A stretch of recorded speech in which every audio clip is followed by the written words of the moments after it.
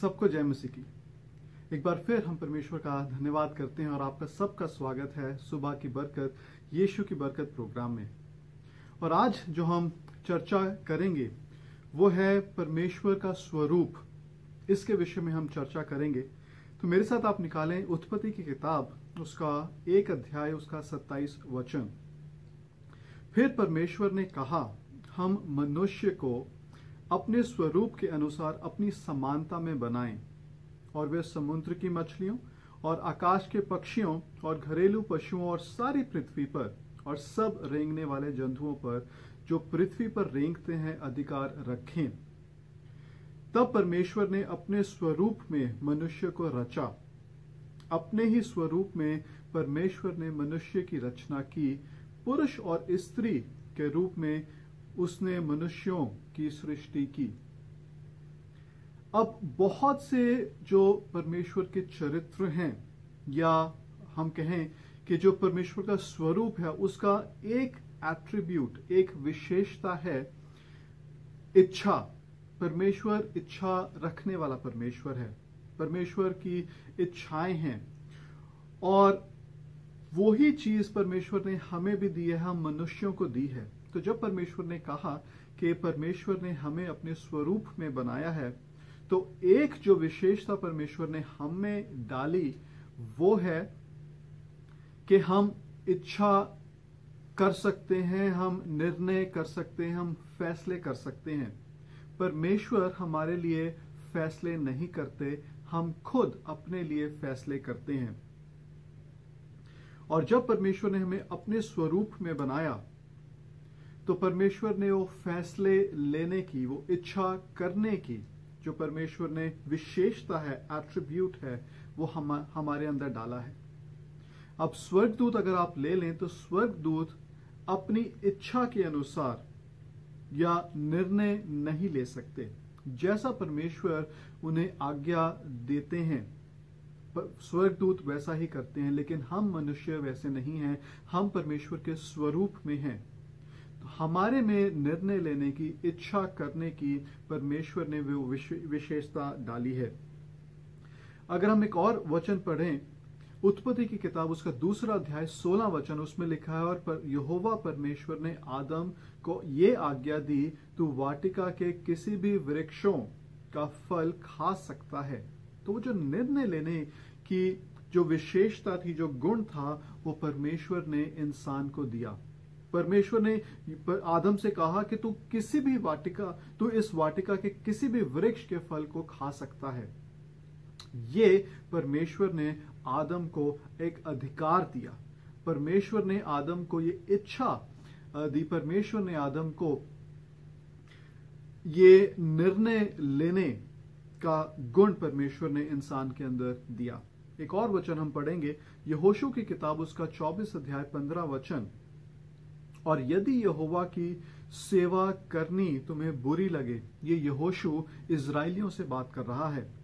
और यदि यहोवा की सेवा करनी तुम्हें बुरी लगे तो आज सुन लो कि तुम किस की सेवा करोगे, चाहे उन देवताओं की जिनकी सेवा तुम्हारे पुरखा महानद के उस पार करते थे, और चाहे अमोरियों के देवताओं की सेवा करोगे जिनके देश में तुम रहते हो। परंतु मैं और मेरा घराना समेत यहोवा की सेवा नित्य करेंगे। ये यहोवा इजराइलियों से बात कर रहा है। यहोशू इजराइलियों से बात कर रहा है, और यहोशू कहता है कि मैं और मेरा घराना परमेश्वर की सेवा करेंगे। तुम अपने लिए फैसला करो, तुम अपने लिए इच्छा रखो, तुम अपने लिए निर्णय करो कि तुम्हारी क्या इच्छा है, तुम्हारी क्या विल है, जो हम अंग्रेजी में कहते हैं। नीति वचन उसका 16 अध्याय 9 वचन में लिखा है, मनुष्य मन में अपना मार्ग तो निश्चित करता है, पर उस पर चलना यहोवा की ओर से होता है। हम मनुष्य होने के नाते हम अपना मार्ग निश्चय कर सकते हैं, हमें अपना मार्ग निश्चय करना है, हमें अपने मार्ग खुद चुनने हैं। तो वो जो चुनने की गुण है वो परमेश्वर ने हमें दिया है, हम चुनाव कर सकते हैं। और नीति वचन उसका 16 अध्याय 9 वचन जो भी हमने पढ़ा, मनुष्य अपना मार्ग तो निश्चित कर सकता है, वह चुन सकता है, वह इच्छा रख सकता है। और जब हम कुछ चुन लेते हैं, जब हम कुछ फैसला करते हैं, जब हम कुछ योजना बनाते हैं, अगर परमेश्वर के अनुसार हमने योजना, परमेश्वर से प्रार्थना करके हमने योजना बनाई है, परमेश्वर के वचन के अनुसार है, तो परमेश्वर हमें उसमें सफल बनाएंगे। लेकिन बाइबल ये भी कहती है कि हम मनुष्य जो हैं, हम फैसला करते हैं, हम चुनते हैं, हम निश्चय करते हैं, लेकिन उसमें जो सफलता है वो हमें परमेश्वर की ओर से मिलती है। मरकुस 8 अध्याय उसका 34 वचन में लिखा है, उसने भीड़ को अपने चेलों समेत पास बुलाकर उनसे कहा, जो कोई मेरे पीछे आना चाहे वे अपने आप से इनकार करे और अपना क्रूस उठाकर मेरे पीछे हो ले। जो कोई, अब चुनाव हमें करना है, चुनना हमें है। जो कोई, परमेश्वर ने ये एक खुला निवेदन सबको दिया है, पूरे संसार को दिया है, पूरे जगत को दिया है कि जो कोई भी मेरे पीछे आना चाहे। तो मसीही रिलीजन एक ऐसा रिलीजन है जो सबको इंक्लूड करता है। ये सिर्फ ऐसा नहीं है कि सिर्फ मसीहियों के लिए है। अब मसीही होता कौन है? मसीही व्यक्ति जो है, क्रिश्चियन व्यक्ति जो है, वो है मसीह का अनुयायी, यीशु मसीह का अनुयायी। और ये इनविटेशन, ये जो निमंत्रण है, यीशु मसीह पूरे संसार को देते हैं कि जो कोई भी चाहे वो मेरे पीछे हो ले। तो परमेश्वर ने वो चुनाव करने का जो गुण है, जो विशेषता है, वो इंसान में डाली है, वो हम में डाली है। यूहन्ना रचित सुसमाचार उसका 1 अध्याय का 12 वचन कहता है, परंतु जितनों ने उसे ग्रहण किया, जितनों ने भी, जो कोई भी आके उसे ग्रहण करेगा। ये किसी व्यक्ति विशेष की बात नहीं है, ये किसी देश के, एक देश के निवासियों की बात नहीं है, ये किसी विशेष धर्म की बात नहीं है, ये किसी विशेष रंग रूप की बात नहीं है, लेकिन यीशु मसीह कहते हैं कि जितनों ने उसे ग्रहण किया। तो कोई भी आकर, चाइना से लेकर यूएस तक, अमेरिका तक, कोई भी, अफ्रीका, ऑस्ट्रेलियन हो, कोई भी इंसान हो, जो कोई भी उसे ग्रहण करेगा, उसने उन्हें परमेश्वर की संतान होने का अधिकार दिया है, अर्थात उन्हें जो उसके नाम पर विश्वास करते हैं। तो कहीं का भी व्यक्ति हो, किस देश का भी व्यक्ति हो, यदि मैं परमेश्वर को ग्रहण करता हूं, उसके नाम पर विश्वास करता हूं, तो परमेश्वर ने मुझे अपना संतान होने का अधिकार दिया है। तो हम बात कर रहे हैं चुनाव की। मैं इसलिए भी चुनाव की बात कर रहा हूं क्योंकि बहुत समय पहले एक गाना आया था, हम तो कठपुतली हैं, धागे हैं खुदा के हाथ। और ये गाना बहुत प्रसिद्ध भी हुआ, बहुत कवालियों में ये गाया गया, क्योंकि एक ये कवाली ही है, और बहुत लोगों ने इसको पसंद भी किया, इसका म्यूजिक अच्छा था और काफी ये प्रसिद्ध हुआ। लेकिन इसमें एक गलती है और वही आज हम बात कर रहे हैं। गाने के बोल हैं, हम तो कठपुतली हैं, धागे हैं खुदा के हाथ।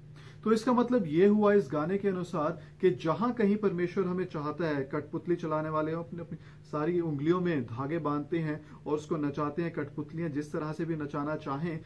अगर ऐसा है, अगर ये सही है, तो इसका मतलब यह है कि हमारे जीवन में जो कुछ भी हो रहा है वो परमेश्वर ऊपर बैठे हमें नचा रहे हैं। लेकिन परमेश्वर का वचन ये नहीं कहता।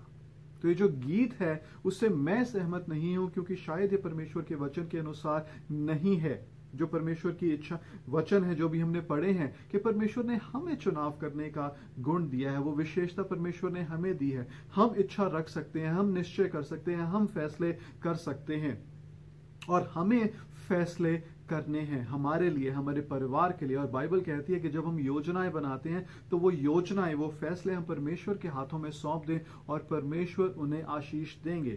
तो आपने बहुत लोगों को ये कहते भी सुना होगा कि जी जैसे परमेश्वर की मर्जी हो, जैसे परमेश्वर चाहे वैसे हमारे साथ कर ले। अरे ये तो परमेश्वर की मर्जी थी। तो जब परेशानी हमारे सामने आती है, जब कोई समस्या हमारे सामने आती है, तो हम यही कहते हैं कि जी ये तो परमेश्वर हमारे जीवन में लेकर आया है। लेकिन मैं आपको बताना चाहता हूं आज कि इस दुनिया की जो चीजें हैं वो परमेश्वर चला नहीं रहे, लेकिन उन सब के बावजूद पर जो परमेश्वर पे भरोसा रखते हैं, परमेश्वर उनके साथ है। इसका मतलब यह है कि जब कोई परेशानी आती है, जब कोई समस्या आती है, और वो परमेश्वर नहीं लेके आते, वो इस संसार का जो राजकुमार है, जो शैतान है, क्योंकि ये जो संसार है ये शैतान के हाथ में है, अभी परमेश्वर के हाथ में नहीं है, शैतान के कंट्रोल में है। लेकिन जब वो समस्याएं आती हैं, जब वो परेशानियां आती हैं, तो हमारा परमेश्वर इतने अच्छे परमेश्वर, इतने विश्वास योग्य परमेश्वर हैं, हमारी देखभाल करते हैं, हमारा ख्याल रखते हैं, वो उस परेशानी में से हमें बचाते हैं, वो उस दिक्कत में से हमें बचाते हैं, वो उस समस्या में से हमें बचाते हैं। ये है हमारे परमेश्वर की खूबी। हम चुनाव कर सकते हैं, हम चुनते हैं, हम निश्चय कर सकते हैं अपने लिए, हम फैसले ले सकते हैं अपने लिए। वो परमेश्वर हमारे लिए नहीं करते। और जो कोई भी फैसला हम लेते हैं, जो कुछ भी हम निश्चय करते हैं, जब हम वो योजना परमेश्वर के हाथों में सौंप देते हैं, तो परमेश्वर उसमें हमें सफल बनाते हैं। गलातियों की पत्री 5 अध्याय के 13 वचन में लिखा है, हे भाइयों, तुम स्वतंत्र होने के लिए बुलाए गए हो। तो हम आजाद हैं, हम कठपुतलियां नहीं हैं, हम आजाद हैं। परमेश्वर हमें ऊपर बैठे नचा नहीं रहे। परमेश्वर की जो मन में आया वो हमारे जीवन में हो गया, ऐसा नहीं है। हम स्वतंत्र हैं, हम लोग आजाद हैं, और हम अपने फैसले खुद ले सकते हैं, हम अपना चुनाव खुद कर सकते हैं। नौकरी से लेकर कौन सी नौकरी करनी है, कहाँ नौकरी करनी है, किस जगह नौकरी करनी है। अगर हम अविवाहित हैं, हमारी शादी नहीं हुई है, तो हमारे पति या हमारी पत्नी या जो लड़का लड़की, वो हम खुद चुनते हैं, परमेश्वर हमारे लिए नहीं चुनते। तो जो चीजें हम करते हैं हमारे जीवन में, वो परमेश्वर हमारे लिए नहीं चुनते। वो चुनाव करने का परमेश्वर ने हमें अधिकार दिया है और वो चुनाव हम करते हैं। प्रकाशित वाक्य 3 अध्याय के 20 वचन में लिखा है, मैं द्वार के सामने खड़ा हुआ खटखटाता हूं। यदि तुम मेरी वाणी सुनकर द्वार खोलोगे तो मैं तुम्हारे पास भीतर आकर तुम्हारे साथ भोजन करूंगा और तुम मेरे साथ। तो परमेश्वर दरवाजे पर खटखटा रहे हैं। मुझे फैसला करना है कि मैं वो दरवाजा खोलता हूं या नहीं खोलता। मैं परमेश्वर को आने देता हूं, यीशु मसीह को मेरे हृदय में आने देता हूं या नहीं आने देता। वो चुनाव मुझे करना है। अब कुछ उदाहरण है, मैं आपके साथ बांटूंगा। यदि परमेश्वर के हाथ में हम कठपुतली होते तो आदम कभी भी पाप नहीं करता, आदम कभी भी गिरता नहीं। वो चुनाव करने का जो अधिकार था, वो चुनाव करने का जो गुण था, परमेश्वर ने आदम को दिया था, हवा को दिया था। परमेश्वर ने उनके लिए फैसले नहीं किए कि कहां जाएंगे, क्या करेंगे, कहां क्या खाएंगे। वो सारे जो फैसले थे वो परमेश्वर ने इंसान को दे दिए, आदम हवा को दे दिए। उन्हें बताया कि क्या करना है, क्या नहीं करना, क्या अच्छा है, क्या बुरा है। परमेश्वर ने उन्हें बताया किस वृक्ष का फल खाना है, किस वृक्ष का फल नहीं खाना। वो परमेश्वर ने बहुत अच्छी तरह आदम हवा को बताया था।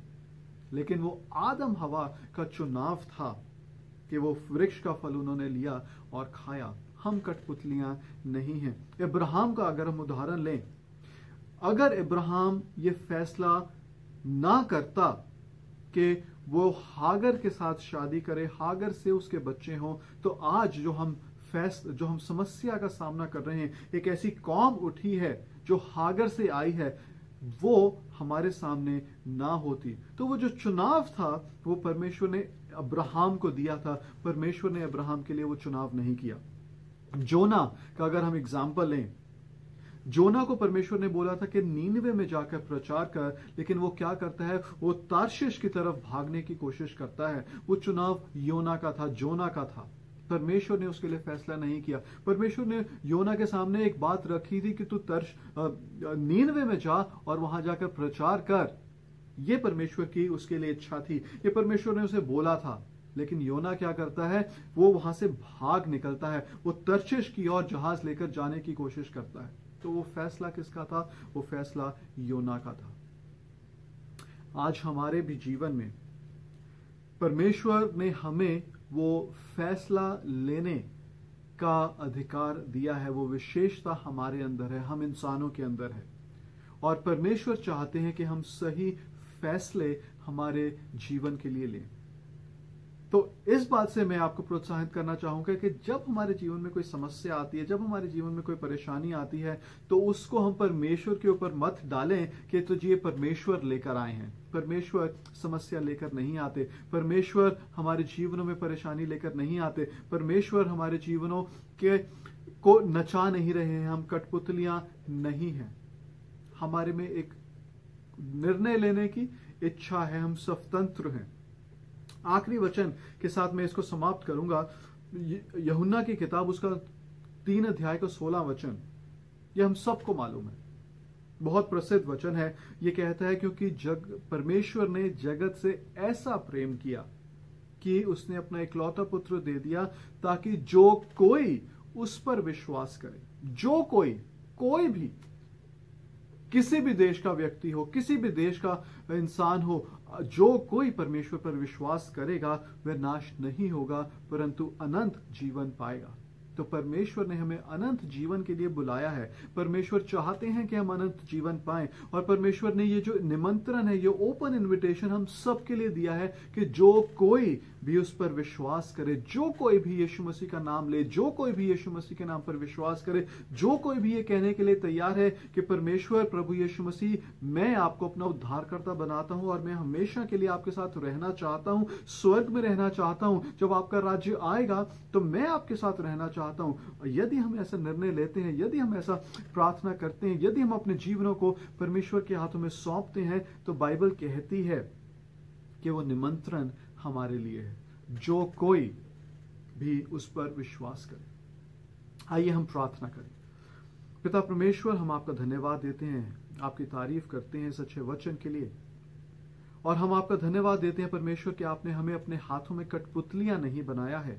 आपने हमें वो विशेषता दी है, इंसान को आपने वो गुण दिया है कि वो अपने लिए फैसले कर सके, अपना चुनाव खुद कर सके। तो चाहे वो नौकरी का हो, तो चाहे वो अपने लिए हस्बैंड या वाइफ चुनने का हो, या कहीं जाने का हो, या कहीं रहने का हो, वो सारे निर्णय, हर एक फैसला परमेश्वर आपने हमें दिया है।